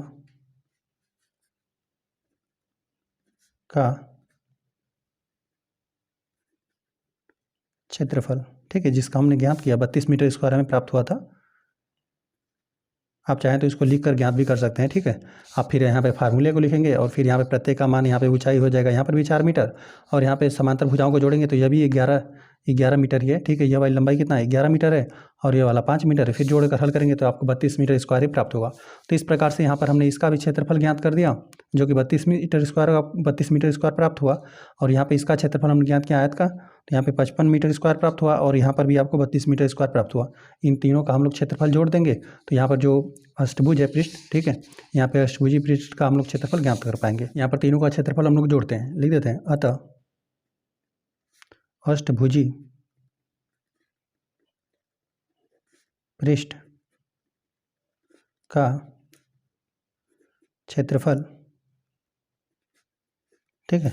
बाकी यहाँ पर हमने लिखा हुआ है, ठीक है, यहाँ पर लिखा हुआ है, यहाँ पर हम लोग सबका वैल्यू प्रतिस्थापित करते हैं। यहाँ पर समलंब का क्षेत्रफल हमने ज्ञात किया, जो यहाँ पे था DEFG का क्षेत्रफल हमें 32 मीटर स्क्वायर प्राप्त हुआ, तो यहाँ पे लिख देते हैं 32 मीटर स्क्वायर, और जो यहाँ पर आया था उसको हल करने पर यहाँ पर हमें क्षेत्रफल 55 मीटर स्क्वायर प्राप्त हुआ, और प्लस यहाँ पर जो एक दूसरा समलंब था इसका क्षेत्रफल हमने ज्ञात किया तो 32 मीटर स्क्वायर हमें प्राप्त हुआ। सबको जोड़ दीजिए, तो यहाँ पर इकाई स्थान पर जोड़ देंगे तो 2 और 5 7 हो जाएगा, 7 8 9 9 हो गया। यहाँ पे इकाई स्थान पे 9 मिला, दाईं का स्थान जोड़ते हैं, दाईं पर जो भी अंक है जोड़ते हैं। यहाँ पे 5 3 8 हो जाएगा, 8 में यहाँ पे 3 जोड़ देंगे तो आपको 11 प्राप्त हो जाएगा, ठीक है, 5 3 8, और यहाँ पे 11, 119 मीटर स्क्वायर आपको प्राप्त हुआ। यहाँ पर प्रश्न में जो अष्टभुजी पृष्ठ दे दिया गया था जिसका हमें क्षेत्रफल ज्ञात करना था, तो हमने ज्ञात किया तो 119 मीटर स्क्वायर ज्ञात हुआ, ठीक है। तो इस प्रकार से यहाँ पे जो 9वां प्रश्न है यहाँ पर यह हल हो गया। आ जाते हैं प्रश्न नंबर 10 पे। प्रश्न नंबर 10 दे दिया गया है ना, एक पंचभुज आकार का बगीचा है जैसे कि आकृति में दर्शाया गया है, इसी प्रकार से इसका क्षेत्रफल ज्ञात करने के लिए ज्योति और कविता ने इसे 2 विभिन्न तरीकों से विभाजित किया। यहाँ पे दिया हुआ है ना, दोनों तरीकों का उपयोग करते हुए इस बगीचे का क्षेत्रफल ज्ञात कीजिए। क्या आप इसका क्षेत्रफल, क्या आप इसका क्षेत्रफल ज्ञात करने की कोई और विधि बता सकते हैं? तो चलिए यहाँ पर हम लोग दोनों के तरीके से इसका हम लोग क्षेत्रफल ज्ञात करते हैं। लिख देते हैं यहाँ पे, देखिए ज्योति का आरेख इसने इस प्रकार से बनाया हुआ है ना, यहाँ पे पंचभुज है और यहाँ पर देखिए यहाँ पर 15 मीटर है, यहाँ पर 15 मीटर, यहाँ से यहाँ तक यह वाली लंबाई 15 मीटर और यह वाली भुजा आपस में बराबर है और यहाँ पे कुल लंबाई दे देगा यहाँ पे 30 मीटर। ठीक है, अब यहाँ पर ज्योति का आरेख इस प्रकार से, यहाँ पर जो भी है शीर्ष है ना, यहाँ पे डायरेक्ट यहाँ पर मिला दिया गया है ना। अब यहाँ पे मिला दिया गया है यहाँ पे लंबवत ना, तो इससे ही आपको पता चला ना, यह वाली भुजा आपस में बराबर है।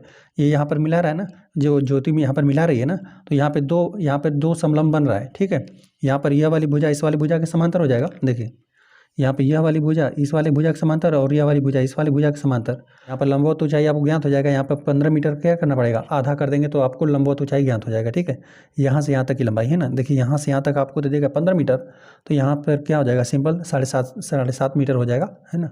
और यहाँ पर यह लंबाई आपको दे देगा 15 मीटर, यहाँ पर देखिए यह 15 मीटर हो गया। यहाँ पर है, इसको हमने बताया कितना, 7.5 मीटर। ठीक है, ये 7.5 मीटर हो जाएगा और यहाँ से यहाँ तक की ये पूरी लंबाई आपको दे देगा कितना, यह वाली पूरी लंबाई यहाँ पर यह दे देगा 30 मीटर, है ना।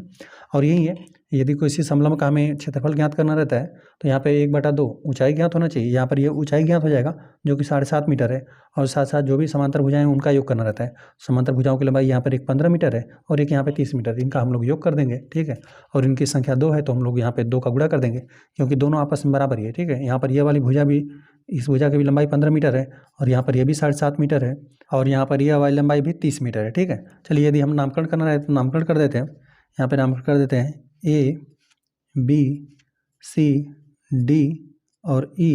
और चलिए हम यहाँ पर F नामकरण कर देते हैं ना, क्योंकि हम लोग को इस बिंदु को भी लेना पड़ेगा। ठीक है, तो चलिए यहाँ पर लिख देते हैं ज्योति, यहाँ पे ज्योति के तरीके, ज्योति के तरीके से पंचभुज का क्षेत्रफल, लिखते हैं समलंब यहाँ पे ए बी सी हो गया और यहाँ पर हमने यफ नामकरण कर दिया है। ठीक है, यहाँ पे लिख देते हैं यफ का क्षेत्रफल 1/2 गुणते, लिख देते हैं ऊंचाई, या फिर ये भी समझ सकते हैं कि जो भी समांतर भुजाएं हैं उनके बीच की लंबवत दूरी। ठीक है, ऊंचाई गुणते समांतर भुजाओं का योग। ठीक है, तो 1/2 हो जाएगा, 1/2 हो गया और ऊंचाई यहाँ पर हमने बताया 7.5 मीटर आपको प्राप्त होगा। किस प्रकार से प्राप्त होगा इसके लिए हमने बताया, यहाँ पर ये देखिए पूरी लंबाई कितना है, 15 मीटर है और यहाँ पे इसके ठीक मध्य बिंदु पर ये प्राप्त होगा, है ना। तो यहाँ पर आपको क्या कर देना है, यहाँ पे 15 का आधा कर देंगे, 7.5 आपको प्राप्त हो जाएगा। यहाँ पे लिख देते हैं ऊंचाई 7.5 आपको प्राप्त हुआ। यहाँ पर ये मीटर में ये, और समांतर भुजाओं का योग कर लीजिए, समांतर भुजाओं का योग, यहाँ पे एक समांतर भुजा 15 मीटर है, लिख देते हैं 15 और प्लस, और यहाँ पे ये से यहाँ तक की लंबाई ना, ये पूरी लंबाई आपको दे देगा कितना, 30 मीटर है। यहाँ पे प्लस हमने लिख दिया 30। ठीक है, और इसको हल करते हैं, 1/2 गुणते 7.5 गुणते, यहाँ पे जोड़ देंगे तो इकाई स्थान पर आपको 5 प्राप्त होगा और यहाँ पे दाएं के स्थान पर आपको 4 प्राप्त होगा और यहाँ पे सब मात्रक मीटर में है ना, मीटर स्क्वायर आपको मात्रक मिलेगा। यहाँ पर भी लिख देते हैं मीटर स्क्वायर मात्रक मिला। जब 75 का 45 के साथ गुणा कर देंगे ना तो आपको प्राप्त हो जाएगा 3375 आपको प्राप्त होगा। एक अंक बाद यहाँ पे दशमलव बिंदु है, अभी 2 से भाग देना बाकी है और यहाँ पर हम लिख दिया मीटर स्क्वायर, फिर हम लोग 2 से भाग दे लेते हैं।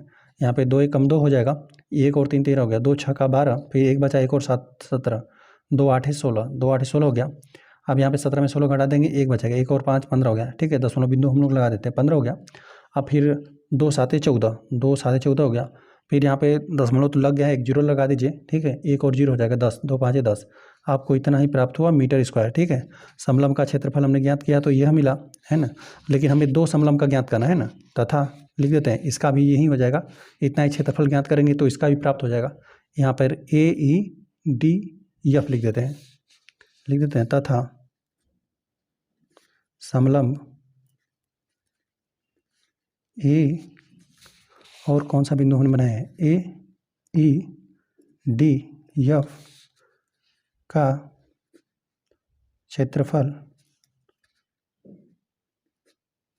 वो भी आपको इतना ही मिलेगा, 168.75 मीटर स्क्वायर। अतः लिख देते हैं, अतः पंचभुज का क्षेत्रफल बराबर, यहाँ पे इस समलंब का क्षेत्रफल लिख देते हैं ABCD, ABCF है, समलंब रहेगा का क्षेत्रफल और प्लस इस समलंब का क्षेत्रफल। यहाँ पर ज्योति ने दो समलंब में बांट दिया था जो पंचभुज था, उसको लिख देते हैं AEDF समलंब का क्षेत्रफल। यहाँ पे दोनों को जोड़ते हैं जो कि दोनों सेम ही है। यहाँ पे 168.75 है मीटर स्क्वायर और प्लस 168.75 मीटर स्क्वायर। यहाँ पे जोड़ देंगे तो 5 में 5 जोड़ देंगे तो आपको 10 प्राप्त हो जाएगा। 10 को 0 हासिल एक लगा। यहाँ पे 7 में 7 जोड़ देंगे तो 7 दूना 14, एक हासिल 15 को 5, फिर एक हासिल बनेगा 8 8 16, एक हासिल 17, 17 को 7, फिर एक हासिल बना। 6 में 6 जोड़ देंगे तो 12, एक हासिल 13, 13 को 3, फिर एक हासिल बना। फिर यहाँ पे 1 में 1 जोड़ देंगे 2, एक हासिल यहाँ पे 3, और फिर यहाँ पे देखिए 2.2 अंक बाद है ना, तो यहाँ पे 1 अंक 2 अंक यहाँ पर आपको प्रतिस्थापित कर देना है दशमलव बिंदु को। तो यहाँ पर 337.5 मीटर स्क्वायर, यही आपको पंचभुज का क्षेत्रफल। यहाँ पे ये ज्योति के तरीके से हमने ज्ञात किया, ठीक है। पंचभुज का क्षेत्रफल हमने ज्योति के तरीके से ज्ञात किया, तो यहाँ पर इतना प्राप्त हुआ 337.5 मीटर स्क्वायर। अब चलिए कविता के तरीके से हम लोग इसका क्षेत्रफल ज्ञात करते हैं। तो देखिए कविता ने क्या किया है ना कि यहाँ पर इसको इस प्रकार से मिला दिया है। देखिए यहाँ पर यह है 15 मीटर है, और यहाँ पर यह भी लंबाई कितना है 15 मीटर है, और यहाँ पर यह भी लंबाई है 15 मीटर। तो यहाँ पर यह भी जो लंबाई है ये भी क्या है 15 मीटर ही है। तो यहाँ पर एक वर्ग है, भुजा का हम लोग वर्ग कर देंगे, तो यहाँ पर वर्ग का क्षेत्रफल ज्ञात कर लेंगे। और यहाँ पे देखिए ये वाली भुजा आपस में बराबर ही है। तो यहाँ पर देखिए आधार आपको ज्ञात है और साथ साथ यहाँ पर आपको ऊंचाई ज्ञात है। यहाँ से यहाँ तक 15 है और यहाँ से यहाँ तक पूरी लंबाई कितना है 30 मीटर है ना। तो 30 मीटर, तो यहाँ पर यह वाली लंबाई कितना हो जाएगा, यहाँ पर इसको समझ लीजिए कि यहाँ से यहाँ तक 15, तो यहाँ पर लंबवत ऊंचाई कितना मिलेगा 15 मीटर प्राप्त होगा। यहाँ पर हो जाएगा लंबवत ऊंचाई 15 मीटर, ठीक है। तो यहाँ पर भी आधार गुणते ऊंचाई कर देंगे और उसका आधा कर देंगे। तो यहाँ पर एक यहाँ पर वर्ग है और यहाँ पर एक त्रिभुज है, ठीक है, जिसका आधार ऊंचाई हमें ज्ञात है। तो यहाँ पर लिख देते हैं, यह है कविता के तरीके से लिख देते हैं, कविता के तरीके से पंचभुज का क्षेत्रफल। यहाँ पर लिखते हैं पंचभुज का क्षेत्रफल। तो यहाँ पर लिख देते हैं त्रिभुज का क्षेत्रफल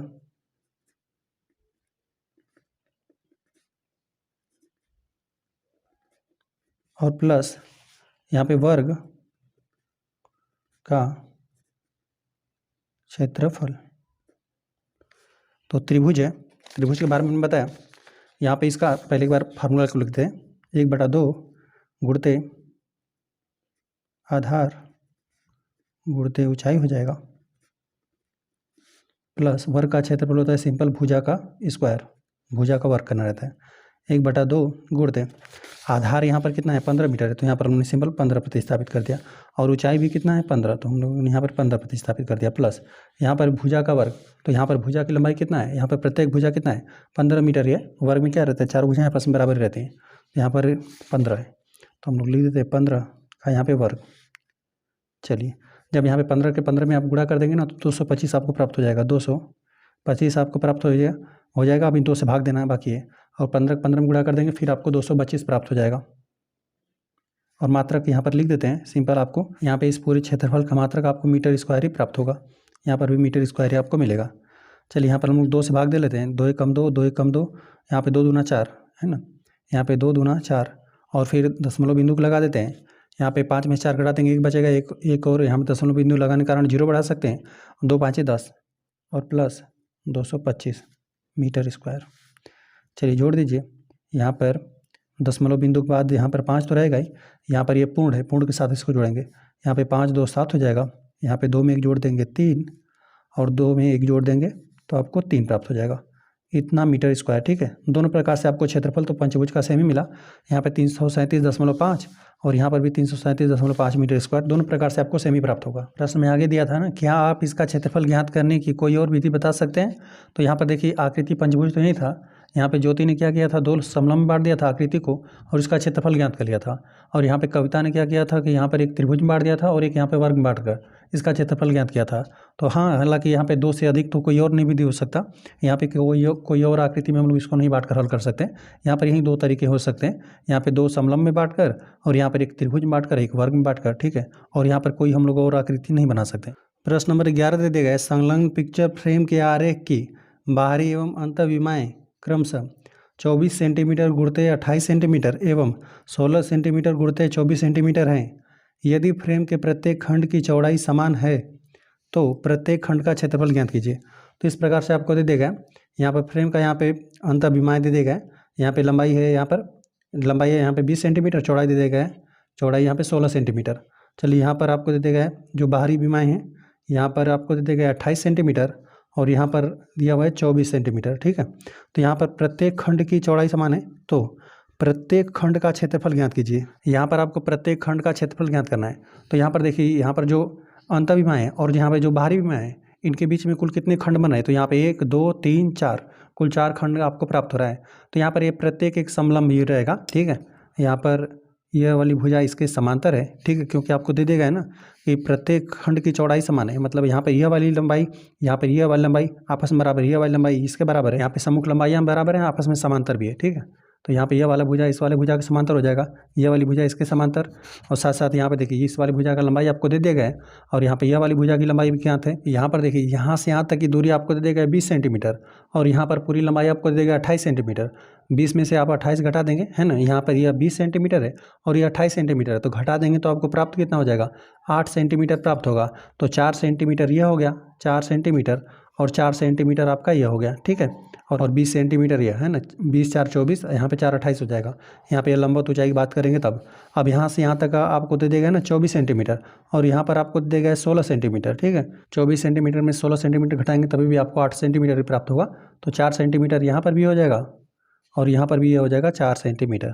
ठीक है, अब सिंपल आप इन सब का वैल्यू ज्ञात कर लीजिए, है ना, प्रत्येक के लिए। चलिए हम नामकरण भी कर देते हैं। यहाँ पे ए बी, यहाँ पे C D, A B C D हमने नामकरण कर दिया और यहाँ पर चलिए नामकरण कर देते हैं ई एफ जी एच, बाहरी और अंतःविमाओं को हमने नामकरण कर दिया। चलिए इसी का हम लोग क्षेत्रफल ज्ञात करते हैं। पहले लिख देते हैं बी एच ई सी, लिख देते हैं बी एच ई सी समलंब का क्षेत्रफल बराबर, चलिए यहाँ से लिखते हैं 1/2 गुणते, यहाँ पर इसकी हमने बताया ऊंचाई कितना हो जाएगा 4 सेंटीमीटर और वो किस प्रकार से होगा हमने बताया कि यहाँ, क्योंकि यहाँ तक आपको दे देगा ये पूरी लंबाई 24 सेंटीमीटर और यहाँ पे 16 सेंटीमीटर, तो 24 में से 16 घटा देंगे ना तो आपको 8 मिलेगा, 8 सेंटीमीटर, 4 सेंटीमीटर ये हो गया, 4 सेंटीमीटर ये हो जाएगा। तो यहाँ पर ऊंचाई हो जाएगा 4 सेंटीमीटर, डायरेक्ट वैल्यू रखते हैं हम लोग। और यहाँ पे समांतर भुजाओं का योग, तो यहाँ पे यह समांतर भुजा एक यह है। ठीक है, एक यह भुजा है समांतर और एक भुजा यह है, जो कि एक 20 है और एक 28 है। लिख देते हैं 20 + 28 और यहाँ पे मात्रक हो जाएगा सेंटीमीटर स्क्वायर। यहाँ पे अंश और 2 से विभाजित है, यहाँ पे 2 दूना 4 हो जाएगा गुणते, यहाँ पर जोड़ देंगे तो आपको 48 प्राप्त हो जाएगा सेंटीमीटर स्क्वायर। चलिए गुणा कर दीजिए, यहाँ पे 2 8 16 को 6 हासिल 1 लगा, यहाँ पे 2 चौका 8 1 हासिल 9, आपको मिला 96 सेंटीमीटर स्क्वायर। यहाँ पर मिला 96 सेंटीमीटर स्क्वायर। चलिए एक इसका हम लोग ज्ञात करते हैं, लिख देते हैं ए बी एच जी का समलंब है, सभी यहाँ पर प्रत्येक खंड समलंबी है, यह भी है ना, यहाँ पर यह भी भुजा इसके समांतर है। यहाँ पर भी लंबवत दूरी 4 सेंटीमीटर है ना। यहाँ पर ऊंचाई लिख देते हैं समलंब का क्षेत्रफल बराबर 1/2 गुणते ऊंचाई यहाँ पर है 4 सेंटीमीटर, 4 गुणते और यहाँ पे समांतर भुजाओं का योग कर दीजिए। तो यहाँ पर देखिए यह 16 मीटर है तो यह भी 16 मीटर है, मतलब सेंटीमीटर है, तो यहाँ पर यह हो गया 16 प्लस, और यह वाली जो लंबाई है ना, यह वाली लंबाई 24 सेंटीमीटर, तो ये भी कितना है 24 सेंटीमीटर ये, तो यहाँ पे लिख देते हैं 24, मात्रक है सेंटीमीटर स्क्वायर। चलिए यहाँ पर आंसर और 2 से बात है, 2 दूना 4 2 हो जाएगा। यहाँ पे 16 में 24 को जोड़ दीजिए, तो यहाँ पे 6 4 10 को 0 हासिल 1 लगा, यहाँ पे 2 1 3 है, हासिल 4 हो गया सेंटीमीटर स्क्वायर। यहाँ पे 40 दूना 80 हो जाएगा सेंटीमीटर स्क्वायर। ठीक है, इसी प्रकार से जो यहाँ पर समलंब है वही समलंब यहाँ पर भी है। यहाँ पर भी इसकी यहाँ पर ऊंचाई या फिर समांतर भुजाओं जो समांतर रेखा है उनके बीच की दूरी कह लीजिए 4 सेंटीमीटर है, और यहाँ पर यह भी कितना है 20 सेंटीमीटर, और यहाँ पर ये भी कितना है 28 सेंटीमीटर है ना, इसके बराबर हो जाएगा। तो इसका भी क्षेत्रफल आपको यही प्राप्त हो जाएगा, 96 ही प्राप्त हो जाएगा, 96 सेंटीमीटर स्क्वायर। और इसकी बात करें तो इसका भी आपको प्राप्त हो जाएगा 80 सेंटीमीटर स्क्वायर, और यहाँ पर भी आपको मिलेगा 96 सेंटीमीटर स्क्वायर। ठीक है, लिखना रहेगा तो चलिए हम लिख देते हैं एक बार इसको, ए डी लिख देते हैं, ए डी एफ जी समलंब का क्षेत्रफल बराबर, यहाँ पे इसका ज्ञात करेंगे 96। ठीक है, यहाँ पे 96 सेंटीमीटर स्क्वायर आपको प्राप्त होगा। चलिए, और जब यहाँ पे इसको हल कर देंगे ना, चलिए यहाँ पर सी डी एफ ई लिख देते हैं, सी डी एफ ई है समलंब का क्षेत्रफल। इसको हल कर देंगे तो जो इसका क्षेत्रफल आया था वही इसका आएगा 80 सेंटीमीटर स्क्वायर। ठीक है, अतः लिख देते हैं हम यहाँ पे, अतः प्रत्येक खंड का क्षेत्रफल क्रमशः यहाँ पर आपको प्राप्त हुआ 96 सेंटीमीटर स्क्वायर कामा 80 सेंटीमीटर स्क्वायर कामा आपको 96 सेंटीमीटर स्क्वायर कामा 80 सेंटीमीटर स्क्वायर है। ठीक है, इस प्रकार से भी प्रश्न हल हो गया। तो इस प्रश्नावली में कुल 11 प्रश्न थे, 11 प्रश्न हल हो गए। वीडियो पसंद आए तो वीडियो को लाइक कर दीजिए, यदि चैनल पर आए तो कृपया चैनल को सब्सक्राइब कर दीजिए।